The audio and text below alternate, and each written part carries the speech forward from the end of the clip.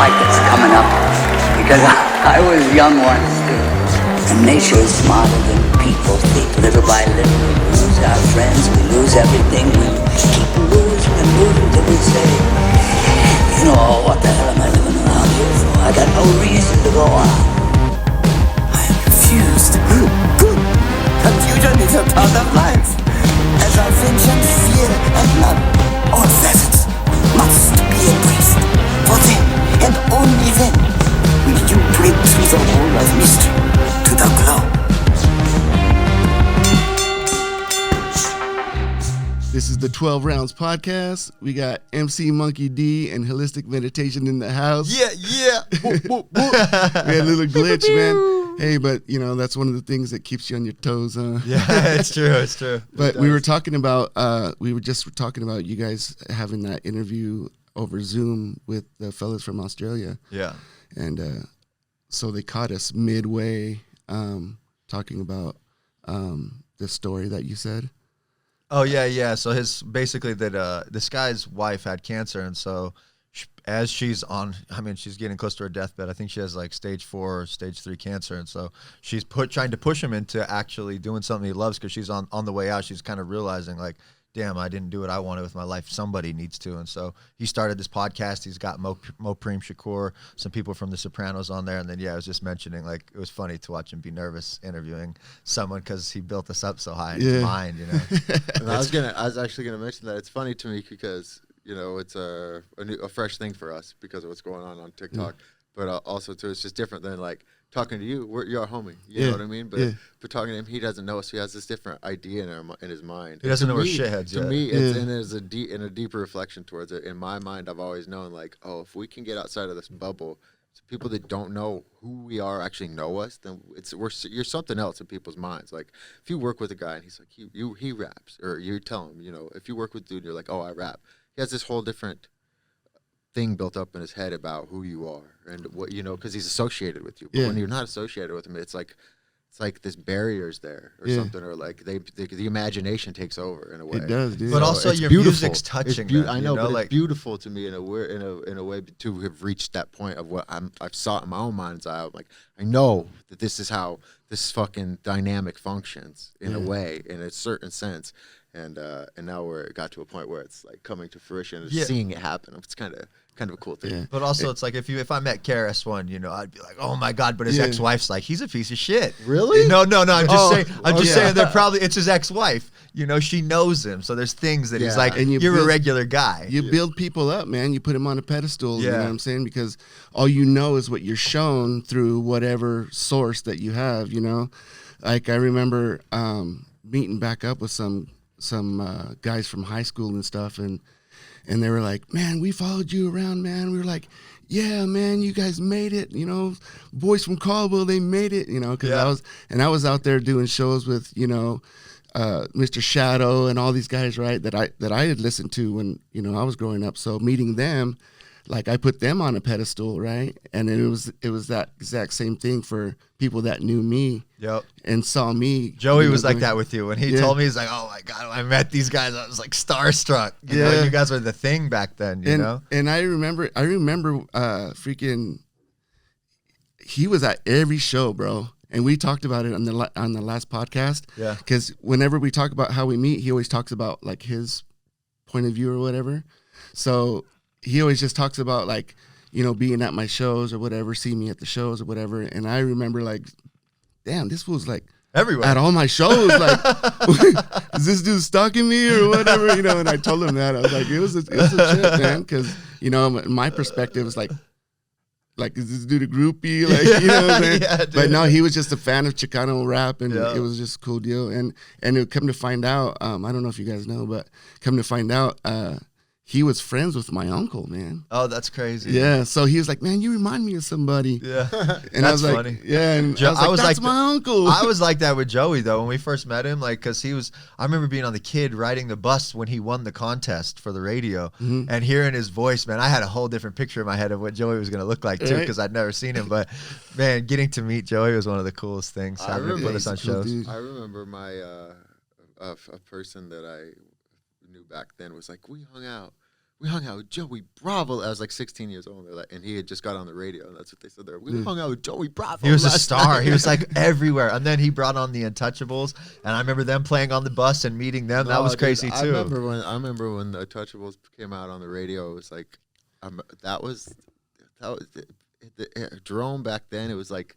It was a big deal. Yeah, and that song, I can't remember. Burning Hot. What was it? Burning Hot? Well, I don't know. So I wrote the hook for Burning Hot. No way. Okay, Did So you really? that I was wrote their the- hottest song, if I remember right. And then Thug Lady was written at my house too. So I'm the one. What? I'm the one who put Untouchable on. I'm the one that Burn it. hooked them all up and got them started. I didn't God, I know can't remember that. what that fucking song was. How did it go? Remember? Do you remember how it It went? goes, Baby, work that thing, bounce it. Baby, break that thing, work it. Baby, bounce that thing, bounce it. Baby, break that thing, baby, work that thing. Yeah, okay. Yeah, okay. Man, we were And I then just the remember background, that it was song like, being the shit It on was the on the radio. bus. I remember They just played playing that- on the bus every Joey- time we'd go to work. Joey dude. was playing That's that song cool. a lot, and I remember thinking it was like, for a small town area, that was the first one of like hip hop on the radio that was like a local thing in my mind's eye. Joey, man, that's one thing people really don't know. Joey did so much for that did, man. for that little town over there, Twin and Jerome. Man, there would be. I mean, there's not He a does- giant he hip hop scene, does but so because much. of him He and does. Mike Gill have done a lot down there. Yeah, he does so much. Yeah, it's does not like so he much. did it. He's still active, and it's still going and growing and doing very well. You know? is he believes in people, man, and you know what I mean, and like, and if you believe in somebody, why not freaking put him on or give him a shot or whatever, you know what I'm Yeah. saying? And that's one thing about Joey, man, is like he's got that good heart to where if he believes in you, like he's gonna give you the shot, he's gonna put you on or whatever, do what he can to kind of help you out, you know? He's the only reason we even got on shows. I'd been trying to get on shows for like 2 years, and then finally I sent him a song, and he's like, "Oh, can I play this on the radio?" And I'm like, "Yeah, you got any shows coming up?" And he's like, "Do you play shows?" I'm like, "Oh yeah, we've played a bunch of shows," but I just lied to him, and he ended up throwing us on there, and since then he's put us on shows every year since then. I remember when he first told me about you guys, he's like, "Man, these guys are like the white brown ecstasy, bro." That's what He was like, they're two brothers and they're bad, dude, and their stage dynamic is dope. And I was like, oh yeah? He's like, dude, you got to see these guys. And so I showed up at one of the shows where you guys performed, and I was like, woo, these dudes are bad. It's only man. gotten better too. Yeah, dude, Joey's always been solid since day one. I've never had any situation where I felt like it wasn't solid. You know what I mean? Yeah. He's And got a lot of I've integrity. always appreciated that with Joey. And it's a strange situation to run into too. Maybe it's just, I don't know, because we were more closely knit with the community or whatever. But like in hip hop, you can deal with some shady characters. So Yeah, for sure. it's a blessing to have Joey, Yeah. and as a friend, to call him a friend and know he's in our corner, to be on each other's sides, For sure. Okay, man. So before we get to the whole thing, man, because you guys are blowing up, dog, on TikTok. But before we get into that, man, let's give the people a little backstory on MC Monkey D and Holistic Meditation. Y'all are brothers, like how did this all start, man? Like when you guys freaking said, you know what, let's rap. I'll let Nate take it because he's the older brother. Well, it and kind he of, led man, the for way. me, it kind of started early with like, I was like I was probably in kindergarten. There used to be a program called Encarta, and I don't know if you've ever messed around with Encarta. It was like an encyclopedia for everything. It was Wikipedia before Wikipedia, and they had it in schools.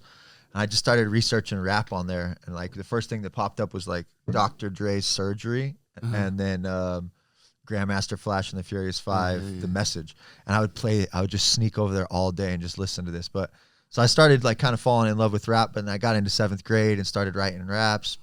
But then, and kind of little battle raps with people in class. What year was this? I was in 7th grade, so it was probably 2001, probably somewhere around then. Yeah, somewhere around then. But, and then, I don't know, I was always just scared to rap. I was scared to get on stage and, I don't know, put myself out there and be judged. And when I got into college, I was kind of tired of it. I went for like 3.5 years and was like super over it. And so anyways, I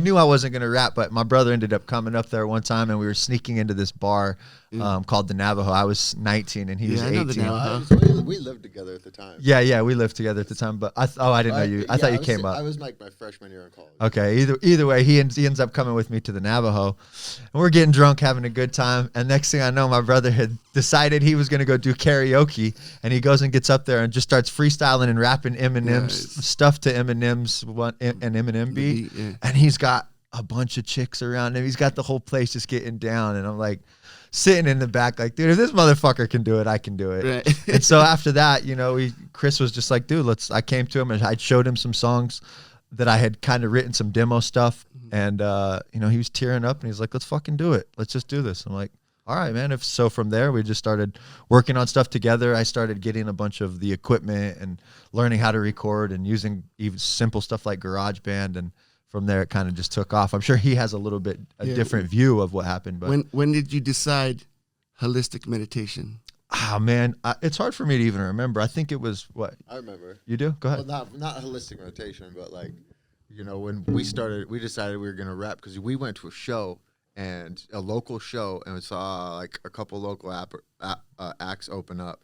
And we came home, and I'll never forget, Nate, we were in the green truck, and we pulled up to your house on Denver, and he was like, you know, we had already been doing, like, I wrote for a whole year my senior year because he showed me those songs. This is your junior year, and that's when I teared up. And then my senior year, I spent the whole fucking year just writing raps, like just building it and sharpening the fucking blade. And then we went through that whole year, and then the shit happened with the karaoke my first year in college, and then the next year, we were at the house in Denver. We'd gone to the show, and we came back, and you were like, dude, we can fucking do this, dude. We can do this better than those. We're so much better than those guys on that. Do you remember that? No, but I could see myself saying that. I remember. I'll never forget it. That sounds like something I would say. To me, this is like the beginning of it, because he was like the real beginning of when we started doing shows, because the rest of it was a building process of preparation for myself, because of, you know, just writing and practicing. But then that day you were like, dude, we could do it better than these motherfuckers. They suck. Yeah. I remember saying that. Essentially that's what it was, you know, comparatively. And not to be cocky, but that's, you know, just to be confident in yourself. And so I was like, fuck it, dude, let's fucking do it. And that's why I told you. So he started doing it and pursuing it, like actually making more music and pursuing the shows after that. And then I think that's after that point you came up with the name. But yeah, I was having a hard time. You know what? You were already the name. I had a different name. Yeah, because I was already MC Monkey D at that point. I had already come up with the name. How did you come up with that? Like, so the previous year we were fucking around. Like we dabbling, making song. He was making songs with friends and shit. And I kind of was playing around, just writing and doing my own thing. And I came up.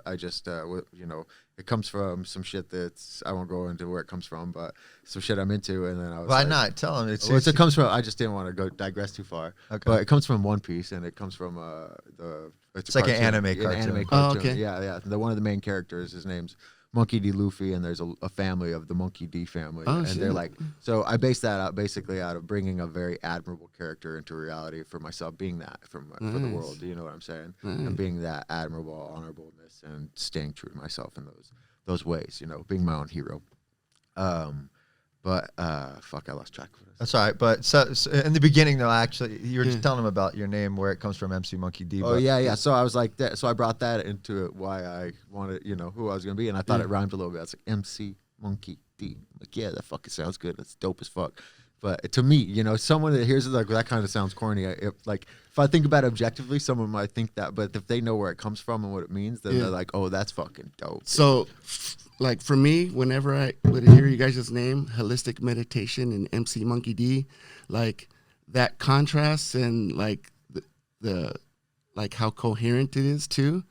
Like, I was like, that's dope. Kind of came off the tongue, right? Yeah, you know what I'm saying? Because, like, it's, like, playful and serious at the same time. And, like, and that's the way you guys are on stage, too. Like, you guys is, what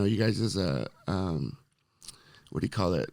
Freaking... stage presence. Your persona and like stage charisma presence of it, yeah, and you are, dude. Like, when you're on stage, you're straight up Monkey D, dog. You know what I mean? And then like whenever I think of holistic meditation, it's exactly like when I see you on stage, just boom, you freaking dreads bouncing, boom, and freaking commanding the stage. You know what I'm saying? Yeah, thanks, man. I appreciate that. When I first came, I had like, I don't know, maybe you didn't start with one, but I had like, I feel like a lot of rappers, when they start out, they got to have one shitty name first. Yeah. I like started, the name of even the YouTube channel was King Cooka for a while. Because our last name is Cook. And so I don't know. And then at some point I came up with the name Holistic Meditation. I felt like it represented more of the direction in life I was headed. But yeah. So holistic meditation for me, it came from I wanted to try to encompass, like holistic means like the entire, like the whole, and then meditation obviously is pretty simple. But there's two things I was into at the time, and it's pretty awesome now because there's not another holistic meditation rapper out there. I guarantee it. No, it's a fucking awesome name, honestly. Yeah. And then our group name, we didn't us as MC Monkey D Holistic Meditation. It took us 5 more at least, years, at least 5 years, 6 years to agree. I was sending him messages every day of new names that I was coming up with, and he's like, nope. Shit, don't act like it was just me, dude. Yeah, he vice versa, dude. You guys vice did, right? versa. You guys went Freedom Renegades. Freedom Renegades, yep. So let's talk about that. Yeah, but he wanted to be Street Fighter so bad. Like, it just sounds dope, dude. It's a I spin off disagree. because we're fighting for the street. But it's the same. It's the same as we're MC not Monkey fighters D. in the street. We're fighting for the It's the same as Monkey D though. To me, I'm like, you got it from a cartoon. I want something original that I represents guess us. it's my mind. Yeah, and I'm like, I don't want to be Street Fighters. That exists. Let's come up with something. And I've then always loved that fucking I couldn't name. even Like, just believe like, it. woo! I came up with Freedom Renegades. I texted to him. I was like, he ain't gonna like it. And he's like, yeah, okay. Dude, it's I'm like, perfect. It's no because way. in my mind, I'm like, we're the white outcast. You know white what I mean? outcast. No, that's not like You always got something to be close to, right? I like Outcasts a lot. There's 2 of them.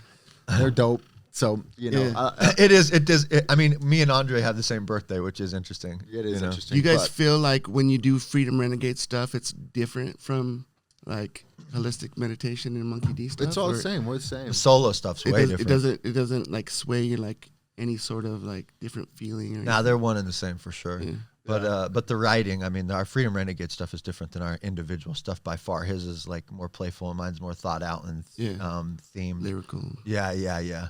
Well, you both are lyrical. He ain't Yeah. lyrical. I'm kidding. He's I'm just more kidding. lyrical than me. I'm more playful in my own way. We both have our own contrast to our shit. Mine's more straightforward and raw, and when I get down to my real that more serious side of myself, it'll just come through more like straightforward right now. I don't think you've expressed yourself fully as far as an album. haven't. I think you have on a couple songs on Onion Cake, his new album, but I think like MCs is like like a well put together song, and I think more of that will come out on an album you put together instead of doing mixtape stuff. I don't think you've had a full like this next album you put out is going to be your full thing. Bleeding my heart onto Me- it though. It's just because what will come on the next one. Me, I've done different. Like my first album was I mean, for me it wasn't that good. Then I did a mixtape, but my last 2 albums were very thought out, very like methodical. You know. Yeah. How badass is that though, dude? For your brother to look at you, your older brother to look at you and say, "Bro, you did some badass shit, but you ain't done. Like, well, you still got some shit to show people." You know what I'm saying? Like, that must feel good, man, for your older brother to be like, give you those props like that. To me, that says a lot, bro. Like, to say that you've done phenomenal things already, and then you ain't done. Your brother's saying, "Nah, bro, you got more." You know what I'm saying? It's because I've it's seen a always- lot of it too. Well, yeah, that's just has been our relationship. He's always been encouraging of me and building me, you know, and as a good older brother, you know, and like giving me that confidence since we were little kids. And I think that's just something that's kind of built into how he treats me in a lot of dynamic. those ways. You know what I mean? That's But the way also, brothers too- should be, bro. Yeah, You know? so it is the way brother should be. But also too, I think it's him just knowing me and our relationship, and he knows how I feel about the situation myself, and he sees the depth of my ability, I think, just like I do. So he's aware, just like I'm aware that like you got some more shit coming, you know, because I have notes in this book that have been like song notes that I've been keeping for probably 10 years now, and I haven't touched on any of those songs. And when I get a song idea, I'll just write it down in this note, and they're like really profound ideas. Like when a profound one hits me that doesn't come along for months, I'm like, that's one. I'll fucking write that shit down, and I have all these like, I don't even know, probably like 10 pages of just little ideas and what the song will be about. And this next album will come a lot from that material, and it's all very, very close to my heart. That's And dope. shit Dude, like and that's part of what I feel like he's referring to when he says things like that. But also, to me, the way I write, I haven't touched on those places in myself as an artist, because it's a developing process that you have to go through, you know, of like getting better, learning yourself as an artist and as a person, and growing and then getting the confidence to share that on a microphone and feeling like you're in a place to be able to do it pertinently and well. so that an audience can receive it good, you know. So it is awesome too. and it's a fight It's against beautiful yourself, that he too. recognizes that in me too. I like, you know, I think it's wonderful because he's only going to do the same, excel and get better and better in his craft too. And I know that. And I together, started great. And together, I'm what's just kidding. important is us. Yes, he did. He actually did. He was way better than me when he started. But together, what's important, and I tell him this a lot, is us being close, having a good bond, and being loving, having fun in what we're doing, so that while we continue, it can thrive and continue to thrive, and we can love what we're doing. Yeah, and then you guys have each other back each other up, man. Because That's the best part. Like I was saying, man, it like as artists, like we're our worst critics all the time. You know what I'm saying? True. And it's always a fight against ourselves. You know what I'm saying? So like the come up, I've seen artists freaking with phenomenal talent who never really do anything at all because they just can't be comfortable with themselves. So they never release anything. They never do anything. Like, yeah, they're hard on themselves. It's hard. It is hard. Even some of the videos that take off that we're putting out now, like some of them, like this isn't the one. Like, and I'm super critical of myself. And then it goes to 3 million, and we're like, wow. It's so funny. Yeah, it's so funny when it happens. It just doesn't. I just never believe that it's gonna, but you know, it does take off, you know. Unless there's been a couple we really loved, and some of those didn't take off. We've had some do 2,000 views that I'm like, this is the one, dude. So let's talk about that, man. You guys is freaking the rise, the come up, and getting all these TikTok views and becoming freaking TikTok famous. Shit. Well, I think, you know, for me, the beginning of it was I got a TikTok, and then I kind of was telling Nate, like, I didn't even do anything serious on it. I was just like, oh, TikTok. I think I kind of put the idea in your head that it was a viable place to go. So you started a TikTok and then started doing it yourself. So you did start the TikTok before I did, but I was telling you, it's right now it seems like the only place where you can really be heard. And he did start one. He was just kind of doing goofy stuff at bars, taking videos. Yeah, just dumb shit. Like, not even, I wasn't like, oh, let's do music. And I was more focused on on the music side of it. And once I realized that the algorithm of TikTok, the way that it works is if, you know, they send it to 100 people, and if those 100 people watch a certain percentage of the video, then it goes to 10 times that amount. So it goes from 100 to 1,000. If they watch a certain percentage of that 1,000, then it's going to go to 10,000. Then it's going to go to whatever, 100,000 times 10 over and over. And so that opportunity, there's nowhere else that when you share your music, new people every time, even if it's the first 100, hear it. So it's like the real only opportunity that I could find anywhere. So I just started. I got really lucky when I put Bounce out, one of the verses on there. I got like 60,000 views on one of the first ones I shared. I remember that. Yeah, and so that was kind of crazy to me. And then I realized, like, oh, I got to like start moving this direction and trying to get some kind of movement. And I think anybody that's making music should try it out and play with different ways, because right now it's the only place to me that you can get mass followers in like a relatively quick amount of time if you have good content.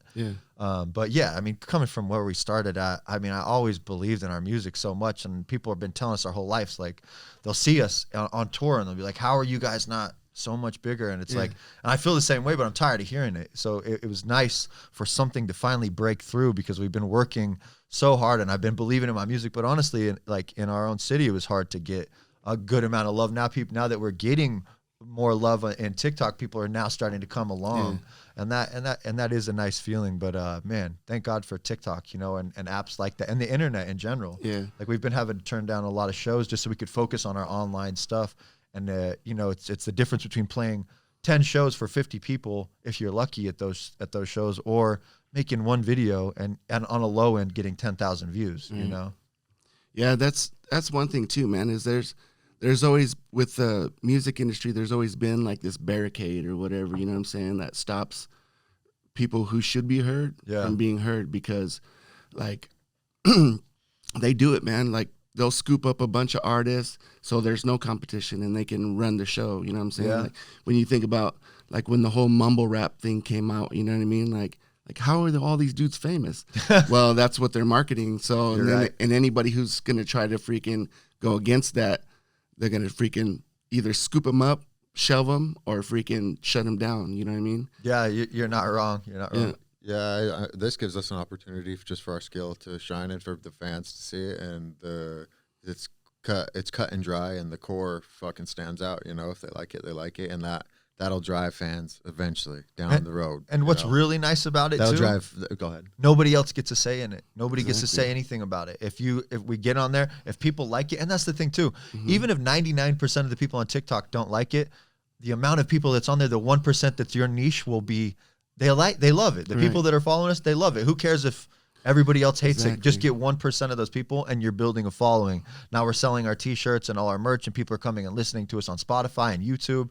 And it's really getting to the point where I feel like we're providing a good value to our audience and to people that are becoming our actual fan base on there.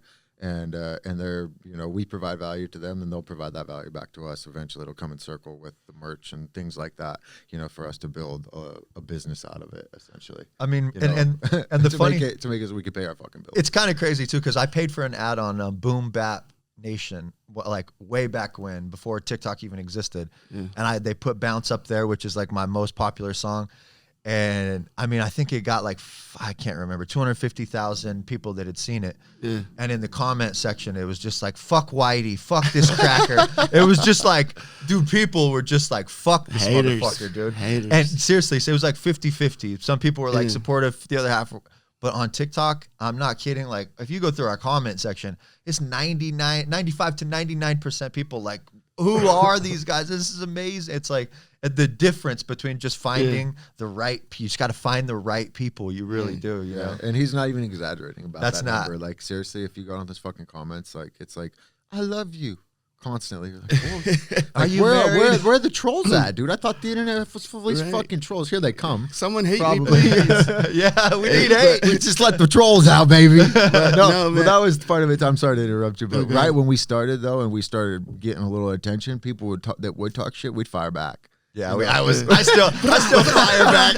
We would fire back, and Make we were like, Yosemite we Sam, were kind of like, we were kind of being ourselves about it too, because on the internet most of the time people get salty or whatever, and we're like, no, fuck you. You want to talk shit on us? We're gonna fucking talk shit on you, bitch. Until But I go then to we their cut it out. page. We cut it out because we're like, that's not a good look. That's bad character. It's not even a look. It's like, dude, when I go It's to a the page bad- and I it is see a- them and it I'm is- insulting these clowns that probably have the worst life, I'm like, I'm just making their life worse. on a multitude of levels. Like, for one, on a professional one, it's a bad look, but on a character level, it's like, why am I? It's just because this guy had to lash out and say some shit to me doesn't mean I need to come back and be that way with him. Well, I don't want to. I'm just trying to do great things with my life, so I'm gonna keep it moving. I'm gonna maybe delete the comment if it's that big of a deal, but at the same time, like, fuck that, just keep it going. Yeah, and I don't want to contribute to more sorrow in somebody's life, and that's what I'm Exactly, doing. that's I'm part- contributing exactly, to that's- more sorrow in and someone's life. Spreading but the also hate. too, from Yeah, the, but from sometimes the I get-go, wanna- from the get-go, you're like, yo, you want to talk shit, then you're gonna get For talk me- shit, for- motherfucker. You know? For me, sometimes I want to flip it on them so they maybe see a perspective of like, oh, I'm being an idiot right now. Like, hit them with so much kindness in a mean way that they're like, oh, I'm being a dick for no reason. I like making them feel like an idiot. But either way, we stopped. Well, from me, man, you guys got nothing but love, man, and you guys deserve all the success, man, and thank you guys for coming on the show, man. How about you guys throw a little shout out, like tell people where to find you, what do you guys got coming up next? You can find me at Holistic Meditation find us both at Holistic Meditation on TikTok. Spotify is also Holistic Meditation. YouTube is the Freedom Renegades. You'll find, if you go to TikTok, actually though, actually my Instagram as well, there's just a little link in my bio it's a little link tree, and it will take you to everywhere you can buy my music, where you can find any place that we're at. We're on all platforms to stream or buy. And is there anything else I'm forgetting? No, just the way. Just make sure that YouTube is Freedom Renegades, and everything else is pretty much Holistic Meditation. And your TikTok too's Holistic Meditation. Yeah. And we kind of fucked up with that because we did it under his name, and now people are like, people that don't know us, they're like, Holistic Meditation, and we're just like, fuck. It started that way though too. In the beginning, people thought we were Holistic Meditation. Yeah, I know. And it's then funny now to me. it's back to it. To me, it's hilarious. I'm Yeah. just like, dude, I don't give a shit as long as we can got this fucking road in front of us. We can figure it out. Yeah, They'll you know can fix it. later. They'll know we're the Freedom Renegades. But Yeah. for now, it's funny to me. I'm like the secret of fucking MC Monkey D. That's good. You know what I'm saying? Like Coming later out they'll the be like, what? tube. Who's that? That's the other guy. I thought they were Holistic Meditation. They're the Freedom Renegades. What the fuck? Yeah, we're selling T-shirts. This is blowing my mind. Yeah. So Hey, man, so thanks for coming on the show, guys. I couldn't be happier to be here. I want to have you guys back again, so we'll figure that out. But until then, man, You guys deserve all the success and all the freaking love, man, y'all are getting, man. Thank you, man. We do what we can, man. Yeah. We out. 12 Rounds Podcast. Yeah. Holistic Meditation. MC Monkey D. Cheer. That was good timing.